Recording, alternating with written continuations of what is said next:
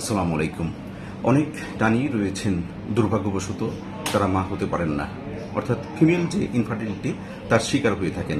এখন যে এই ফিমেল ইনফার্টিলিটি বা নারী বন্ধ্যত্ব বা মেয়ে বন্ধ্যত্বের অনেক কারণ থাকতে পারে। তার ভিতরে যদি বলি, একটা প্রধান কারণ হচ্ছে যে তাদের যে ওভাম বা ডিম, তার যে পরিস্ফুটন বা এটা যে ম্যাচুরিটি হবে, এটা অনেক মেয়ের কিন্তু সঠিকভাবে হয় না। অর্থাৎ ডিম যেটা সবচেয়ে প্রয়োজনীয় মানে ফার্টিলাইজেশনের জন্য, এই ডিমটা যদি পরিপক্ক না হয় বা সঠিকভাবে উৎপাদন না হয়, তাহলে কিন্তু অধিকাংশ ক্ষেত্রে মেয়েরা বন্ধ্যাত্বের শিকার হয়ে থাকে।